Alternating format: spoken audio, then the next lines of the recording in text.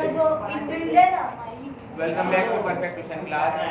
चलो chapter number 4 chemical bonding और last topic है बहुत इंपॉर्टेंट जहाँ से एमसीक्यू होता है कई बार, और टॉपिक है 50 तो चैप्टर नंबर 4 केमिकल बॉन्डिंग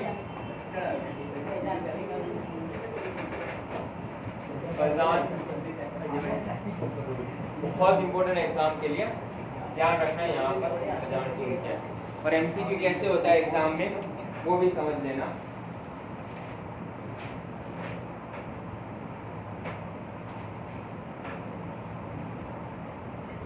चलो आयोनिक बॉन्ड याद करो, क्या होता है आयोनिक बॉन्ड, कैसे बनता है आयोनिक बॉन्ड। तो हमें पता है ionic bond cation and anion के बीच में बनता है। आयोनिक बॉन्ड फॉर्मेशन किस में होगा, एक कैटायन होगा और एक एनायन होगा। अब इसकी वजह से समझना कैटायन पर कौन सा चार्ज होता है, ज्यादातर पॉजिटिव चार्ज है जहां पर इलेक्ट्रॉन उसने डोनेट कर दिया था। जो एनायन होगा उस पर क्या होगा, इलेक्ट्रॉन का चार्ज होगा, इलेक्ट्रॉन ज्यादा होंगे उसमें। तो अब इसकी वजह से क्या होता है, दोनों के बीच में हमें पता है आयोनिक बॉन्ड में इलेक्ट्रोस्टैटिक फोर्स लगता है और हम बोलते हैं कि यस इसमें आयोनिक बॉन्ड है। लेकिन इसकी वजह से होगा क्या, अब ये बहुत इंपॉर्टेंट चीज है कि ये जो पॉजिटिव चार्ज है कैटायन वो एनायन के आउटर मोस्ट इलेक्ट्रॉन को अपनी तरफ खींचता है। अब उसकी वजह से क्या होगा, इसका जो इलेक्ट्रॉन क्लाउड है थोड़ा सा हल्का सा इसकी तरफ अट्रैक्ट होगा। देखो दो चीजें होती है यहाँ पर, सबसे पहले क्या होगा, ये तो कैटायन क्या करेगा, इसे इसके इलेक्ट्रॉन क्लाउड को अपनी तरफ खींचेगा। इलेक्ट्रॉन क्लाउड यहाँ पर अट्रैक्ट हो रहा है किसका, एनायन का। तो एक अट्रैक्शन होगा इलेक्ट्रॉन क्लाउड का, इलेक्ट्रॉन क्लाउड और उसका अट्रैक्शन होगा, कौन करेगा, cation. Cation attract electron clouds of anion. इसकी वजह से क्या हुआ, इसका शेप देखो क्या हुआ, थोड़ा सा डिफॉर्म हुआ, डिस्टॉर्ट हुआ, थोड़ा चेंज हो रहा है इसका शेप। दूसरा एक और इफेक्ट होगी यहाँ पर, जो कैटायन है वो एनायन के न्यूक्लियस को क्या करेगा, रिपेल करेगा। तो उसकी वजह से इसका न्यूक्लियस क्या होगा, थोड़ा दूर रहेगा। इलेक्ट्रॉन क्लाउड अट्रैक्ट रहेगा लेकिन न्यूक्लियस तो क्या रहेगा, इसका दूर रहेगा। तो यहाँ पर दूसरी इफेक्ट क्या हो रही है, रिपल्सन हो रहा है। और रिपल्सन किसके बीच में हो रहा है, cation and nucleus of anion. अब ये दोनों इफेक्ट की वजह से हुआ क्या, जो एनायन का शेप था वो थोड़ा डिफॉर्म हुआ, डिस्टॉर्टेड हुआ, चेंज हुआ। और ये ही इसी इफेक्ट को हम बोलते हैं पोलराइजेशन। तो यहाँ पर वो क्या आ रहा है, एनायन का शेप डिस्टॉर्ट हो रहा है, डिफॉर्म हो रहा है, और एक और वर्ड उसके लिए यूज करेंगे, वो क्या हो रहा है, पोलराइज्ड हो रहा है। समझना ये वर्ड, और इससे यही वर्ड को ज्यादा यूज करेंगे। तो यहाँ पर पोलराइजेशन हो रहा है, और पोलराइजेशन किसकी वजह से हो रहा है, कैटायन एनायन के इलेक्ट्रॉन के क्लाउड को अपनी तरफ खींच रहा है। इलेक्ट्रॉन के क्लाउड को अपनी तरफ खींचेगा तो सिंपल सी चीज है, इसका शेप थोड़ा हल्का सा बल्क आउट होगा, बाहर की तरफ, पीछे से थोड़ा बड़ा है, आगे की तरफ से थोड़ा बल्क आउट। तो ये शेप की वजह से ये हो गया, डिस्टॉर्ट हो गया या डिफॉर्म हो गया, और ये इफेक्ट को हम क्या बोलेंगे, it is called the polarisation effect. तो अब पोलराइजेशन इफेक्ट की वजह से हुआ क्या, पहले तो यहाँ पर क्या था, पॉजिटिव नेगेटिव के बीच में अट्रैक्शन था, लेकिन अब यहाँ पर हो क्या रहा है, पोलराइजेशन की वजह से इलेक्ट्रॉन की शेयरिंग हो रही है ना यहाँ पर। अब यहाँ पर तो क्या हो रहा है, इलेक्ट्रॉन की शेयरिंग हुई, कैसे, एनायन का इलेक्ट्रॉन कैटायन की तरफ गया, तो इलेक्ट्रॉन की क्या हुई, यहाँ पर शेयरिंग हुई। मतलब बॉन्ड कौन सा है यहाँ पर, आयोनिक बॉन्ड तो है ही, लेकिन एक और बॉन्ड इसमें प्रोड्यूस हुआ, कौन सा, कोवेलेंट कैरेक्टर जनरेट हो रहा है। बॉन्ड कौन सा है, आयोनिक बॉन्ड, लेकिन ये दोनों इफेक्ट की वजह से उसमें कौन सा बॉन्ड जनरेट हो रहा है, कोवेलेंट कैरेक्टर फॉर्म। एक और इंपॉर्टेंट स्टेटमेंट तो याद ही है, कोई भी बॉन्ड 100% प्योर नहीं होता। तो यहाँ पर आयोनिक बॉन्ड में भी क्या हो रहा है, कोवेलेंट कैरेक्टर फॉर्म हो रहा है। जितना ज्यादा पोलराइजेशन, जितना ज्यादा इलेक्ट्रॉन का क्लाउड का अट्रैक्शन, पोलराइजेशन, उतना कोवेलेंट कैरेक्टर ज्यादा और आयोनिक कैरेक्टर कम। एमसीक्यू इसी के बेस पर पूछते हैं which of the correct order for covalent character and ionic character. तो पॉइंट समझ लेना पहले। इंपॉर्टेंट स्टेटमेंट क्या है? आयोनिक बॉन्ड है, आयोनिक बॉन्ड में क्या होता है, कैटायन एनायन के बीच में अट्रैक्शन होता है पॉजिटिव नेगेटिव की वजह से, लेकिन कैटायन क्या करता है, इलेक्ट्रॉन क्लाउड को अपनी तरफ अट्रैक्ट करता है, और दूसरा न्यूक्लियस जो होता है एनायन का उसे रिपेल करता है। ये दोनों इफेक्ट की वजह से उसमें क्या जनरेट हो रहा है, उसका शेप कैसा हो जाता है, डिस्टॉर्ट हो रहा है या पोलराइज हो रहा है, और उसकी वजह से आयोनिक बॉन्ड में क्या जनरेट हुआ, कोवेलेंट कैरेक्टर फॉर्म हुआ। और ये जो कोवेलेंट कैरेक्टर फॉर्म हुआ वो कितना, किसकी वजह से हो रहा है, पोलराइजेशन। तो पोलराइजेशन यहाँ पर कितना होगा या कोवेलेंट कैरेक्टर कितना होगा और उस पर कौन से फैक्टर्स इफेक्ट करेंगे, उसे समझाया था फजान ने। तो फजान्स के रूल पर से ही हम समझेंगे कि कौन से फैक्टर्स कितना पोलराइजेशन कर रहे हैं। तो उसी को क्या बोलेंगे, इट्स कॉल्ड दी फजान्स रूल। तो फजान्स रूल से क्या समझना है हमें कि कौन से फैक्टर्स पोलराइजेशन कर रहे हैं। तो एक इंपॉर्टेंट स्टेटमेंट याद रखना, पोलराइजेशन ज्यादा तो कोवेलेंट कैरेक्टर ज्यादा होगा। अब एग्जांपल और उसके फैक्टर्स देख लेते हैं, जिसे हम क्या बोलेंगे, इट्स कॉल्ड दी फजान्स रूल। तो फजान्स रूल क्या होता है कि पोलराइजेशन कितना होगा और उस पर कौन से फैक्टर्स इफेक्ट करेंगे, उसी को बोलते हैं फजान्स रूल। चलो सबसे पहले first number, size of cation. Size of cation, ionic bond simple सी चीज है, ओके, कैसे बन रहा था वो। साइज ऑफ कैटायन समझना, तो पोलराइजेशन इन्वर्सनली प्रोपोर्शनल है साइज ऑफ कैटायन से। साइज ऑफ कैटायन से फर्स्ट फैक्टर। कैटायन और एनायन दो ही चीज पढ़ेंगे हम ज्यादातर, ओके। तो कैटायन जितना छोटा, कैटायन जितना छोटा समझना, उतना ज्यादा वो पोलराइज करेगा। अब इसमें एग्जांपल ले लेंगे हम, जैसे कि ग्रुप के अंदर जाएंगे, सेकंड ग्रुप के अंदर एग्जांपल ले लेते हैं, जैसे कि BeCl2, MgCl2, CaCl2, SrCl2, then barium fluoride and RaCl। समझना अब यहाँ पर अगर एग्जाम में क्वेश्चन आ गया तो कोवेलेंट कैरेक्टर किसका ज्यादा, सब में देखो यहाँ पर एनायन तो सेम ना, सब में एनायन कौन है, क्लोरीन ही है, तो कोई प्रॉब्लम नहीं। अब किस पर फोकस करोगे, क्वेश्चन क्या है, कोवेलेंट कैरेक्टर किसमें ज्यादा, तो किसकी साइज ज्यादा, अरे किसकी साइज कम, तो इसकी साइज क्या है, एटॉमिक रेडियस इसकी बहुत कम होगी। तो कैटायन यहाँ पर क्या है, साइज लेस है ना, साइज लेस, तो इसमें क्या होगा, कोवेलेंट कैरेक्टर सबसे ज्यादा। कोवेलेंट कैरेक्टर सबसे ज्यादा मतलब पोलराइजेशन इसमें सबसे ज्यादा। तो इसका आंसर ऐसे लिख सकते हैं हम कि टॉप टू डाउन जाओगे तो क्या होगा, साइज इंक्रीजेस। साइज अगर इंक्रीज हुई तो पोलराइजेशन डिक्रीजेस। तीसरा पॉइंट, कोवेलेंट कैरेक्टर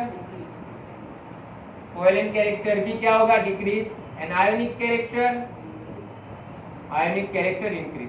तो सबसे बड़ी आयोनिक बॉन्ड किसमें होगा, लास्ट वाले में। जनरली ये रेडियो एक्टिव है तो उसे हम पढ़ते नहीं, तो लास्ट स्क्रॉन्टियम तक अगर एग्जाम में पूछ रहे तुम्हें 4 ऑप्शन, तो सबसे बढ़िया आयोनिक कैरेक्टर किसमें होगा, आयोनिक बॉन्ड किसमें ज्यादा होगा, स्क्रॉन्टियम में ज्यादा होगा। कोवेलेंट कैरेक्टर किसमें ज्यादा होगा, BeCl2 में ज्यादा होगा। तो साइज ऑफ कैटायन से रिलेटेड समझना है। चलो अब पीरियड के अंदर चले जाते हैं। Example Na+, second period, third period की बात कर रहे हैं, Mg+2, then Al+3 and then Si+4। तो लेफ्ट टू राइट जाते जाते क्या होता है हमें पता है, साइज डिक्रीज होगी। साइज डिक्रीज मतलब Si वाला क्या होगा, बढ़िया पोलराइज करेगा, बढ़िया पोलराइज करेगा, मतलब कोवेलेंट कैरेक्टर इसमें क्या होगा, हायर होगा। सिंपल सी चीज है, आयोनिक बॉन्ड ज्यादा बनाता है वो तो इसमें क्या होगा, कोवेलेंट कैरेक्टर मोर, सबसे ज्यादा। ये 4 में कोवेलेंट कैरेक्टर क्या होगा, सबसे ज्यादा। या कैटायन के अंदर जितना चार्ज ज्यादा, कोवेलेंट कैरेक्टर भी उतना ज्यादा, पोलराइजेशन उतना ज्यादा होगा। तो फर्स्ट कैरेक्टर क्या था, क्लियर एमसीक्यू के लिए। चलो सेकंड नंबर चलते हैं। सेकंड फैक्टर कौन सा है? Size of anion. तो second number size of anion. तो पोलराइजेशन डायरेक्टली प्रोपोर्शनल है साइज ऑफ एनायन से। ध्यान रखो यहाँ पर बहुत इंपॉर्टेंट पॉइंट है ये, साइज ऑफ एनायन। अब इसका एग्जांपल ले लेते हैं हम, जैसे कि CaF2 CaCl2 CaBr2 and CaI2।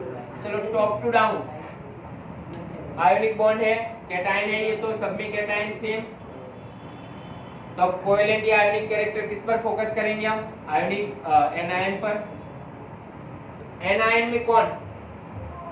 Top to down जाओगे तो क्या होगा? साइज इंक्रीज होगी। तो साइज क्या होगी? Size increase. साइज अगर इंक्रीज होगी तो क्या होगा? पोलराइजेशन।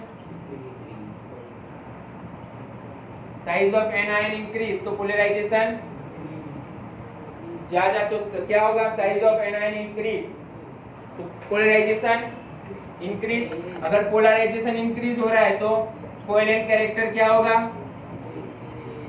इंक्रीज। और आयोनिक बॉन्ड क्या होगा? Ionic character. अगर एग्जाम में क्वेश्चन पूछे ये चार में से आयोनिक कैरेक्टर किस में ज्यादा, तो आयोनिक कैरेक्टर इसमें ज्यादा। कोवेलेंट कैरेक्टर किसमें ज्यादा, तो कोवेलेंट कैरेक्टर इसमें ज्यादा।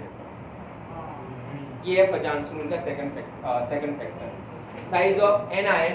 तो डायरेक्ट क्वेश्चन होते हैं, यहाँ पर कुछ नहीं करना होता, समझना। डायरेक्ट क्वेश्चन होते हैं जो आंसर डायरेक्ट लिखेंगे हम। चलो इसी से रिलेटेड एक और इंपॉर्टेंट चीज समझा देता हूँ मैं तुम्हें, अब डायरेक्ट कैसे समझेंगे। आयोनिक बॉन्ड हमें पता है कैटायन और एनायन के बीच में बनेगा। तो सिंपल सा क्या याद रखोगे पोलराइजेशन के लिए? कैटायन की साइज क्या होनी चाहिए? स्मॉल। अगर स्मॉल कैटायन है तो पोलराइजेशन ज्यादा कर पाएगा क्योंकि उसका न्यूक्लियस है, ज्यादा अट्रैक्शन कर पाएगा। और ये अगर साइज क्या है इसकी? लार्ज है। तो लार्ज है तो क्या होगा यहाँ पर? तो अगर कैटायन स्मॉल एनायन लार्ज, मतलब साइज में क्या है? डिफरेंस है। तो इसमें कौन सा कैरेक्टर ज्यादा होगा? बोलो। आयोनिक कैरेक्टर कम, कोवेलेंट कैरेक्टर ज्यादा। तो यहाँ पर क्या होगा? कोवेलेंट कैरेक्टर मोर। कोवेलेंट कैरेक्टर मोर मतलब पोलराइजेशन क्या होगा? ज्यादा होगा। तो ये इंपॉर्टेंट स्टेटमेंट जहां से तुम डायरेक्ट एमसीक्यू सॉल्व कर सकते हो, यही है शॉर्ट में। आयोनिक बॉन्ड किस में बढ़िया बनता है? जिसमें कैटायन और एनायन की साइज में ज्यादा डिफरेंस ना हो। लेकिन अगर साइज में ज्यादा डिफरेंस आ रहा है तब उसमें क्या होगा? आयोनिक कैरेक्टर थोड़ा कम होता जाएगा। तो इसमें कोवेलेंट कैरेक्टर ज्यादा होगा। अगर ऐसे एग्जांपल दिए हैं तुम्हें तो। चलो थर्ड नंबर चार्ज पर से है। थर्ड फैक्टर कौन सा है? चार्ज।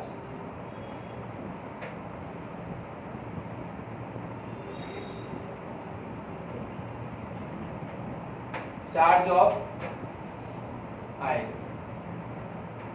चलो कैटायन के लिए ले लेते हैं, जैसे एग्जांपल पढ़ा हमने यहाँ पर NaCl MgCl2 AlCl3 and SiCl4। चलो ये चारों में आयोनिक कैरेक्टर किस में ज्यादा, कोवेलेंट कैरेक्टर किस में ज्यादा? क्वेश्चन अगर ऐसे पूछ सकते हैं कोई भी, तो सिंपल सा क्या करेंगे हम? फजान्स रूल अप्लाई करेंगे। जब भी आयोनिक कैरेक्टर और कोवेलेंट कैरेक्टर आ रहा है फजान्स रूल याद कर लेना। यहाँ पर क्या है? सभी Cl सेम ना। अब यहाँ पर Na पर कितना चार्ज है? +1 का चार्ज है। यहाँ पर Mg पर कितना चार्ज है? Mg +2 का चार्ज। एल्यूमिनियम पर +3 का चार्ज और यहाँ पर Si पर +4 का चार्ज। चलो फोकस करो, जितना चार्ज ज्यादा पोलराइजेशन उतना ज्यादा, कोवेलेंट कैरेक्टर उतना ज्यादा। तो कोवेलेंट कैरेक्टर किसका ज्यादा? SiCl4। तो चार्ज कैटायन के लिए चार्ज, ओके। तो एनायन के लिए भी सेम पैटर्न ही रहेगी। अब कुछ डायरेक्ट एमसीक्यू समझा रहा हूं मैं तुम्हें कि तीनों फैक्टर से रिलेटेड। एक और फैक्टर है लेकिन टेक्स्ट बुक में नहीं है, वो इलेक्ट्रॉनिक कॉन्फ़िगरेशन। चलो फर्स्ट एमसीक्यू। अब एमसीक्यू के लिए देख लेना, अगर एमसीक्यू आ रहा है एग्जाम में ये LiF LiCl LiBr LiI, चलो इसके लिए ऑर्डर निकालना है। अब ऑर्डर क्या पूछ रहे हैं उस पर डिपेंड कर रहा है। चलो ऑर्डर बोल देता हूं मैं तुम्हें, कोवेलेंट कैरेक्टर। कोवेलेंट कैरेक्टर किसमें ज्यादा? कोवेलेंट कैरेक्टर सब में लिखते हम तो सेम। फिर बचा कौन? एनायन। तो एनायन का रूल्स क्या था? एनायन पोलराइजेशन और कोवेलेंट कैरेक्टर याद करो। साइज, पोलराइजेशन या कोवेलेंट कैरेक्टर लिख रहा हूं मैं। Covalent character directly size of anion. तो एनायन की साइज ज्यादा तो कोवेलेंट कैरेक्टर ज्यादा। तो इसका कोवेलेंट कैरेक्टर क्या होगा? सबसे ज्यादा होगा। और इसका आयोनिक कैरेक्टर ज्यादा। और सिंपल तरीके से समझ सकते हैं, जितना छोटा कैटायन जितना बड़ा एनायन, तो इसका इलेक्ट्रॉन है तो ये क्या करेगा? इलेक्ट्रॉन क्लाउड को अपनी तरफ और ज्यादा अट्रैक्ट कर सकता है। तो इलेक्ट्रॉन या कोवेलेंट कैरेक्टर Li का सबसे ज्यादा होगा यहाँ पर। चलो second example, second MCQ. Second MCQ, SF2 SF4 and SF6। चलो यहाँ पर कौन सा फैक्टर अफेक्ट करेगा? चार्ज। सल्फर सब में, फ्लोरीन सब में। तो चार्ज फोकस करेंगे। सल्फर का यहाँ पर कितना चार्ज? +2, यहाँ पर +4 और यहाँ पर +6। तो किसका चार्ज ज्यादा है? +6। जिसमें चार्ज ज्यादा उसमें कोवेलेंट कैरेक्टर ज्यादा। तो आंसर क्या होगा? यहाँ पर भी कोवेलेंट कैरेक्टर के लिए SF6 वाला आंसर राइट होगा। चलो नेक्स्ट, उसके बाद कोवेलेंट कैरेक्टर के लिए आंसर निकालना है हमें। Third number, CaCl2 FeCl2 and FeCl3। चलो यहाँ पर कितना चार्ज है? Fe पर +3 का, यहाँ पर Fe +2 और यहाँ पर Ca +2। तो सबसे ज्यादा कोवेलेंट कैरेक्टर किसमें होगा? इतना चार्ज ज्यादा। तो फजान्स रूल बहुत सिंपल है। एक एमसीक्यू कई बार, फजान्स रूल से एमसीक्यू कई बार आए एग्जाम में। सिर्फ फोकस किस पर करोगे तुम? कैटायन एंड एनायन पर फोकस करना।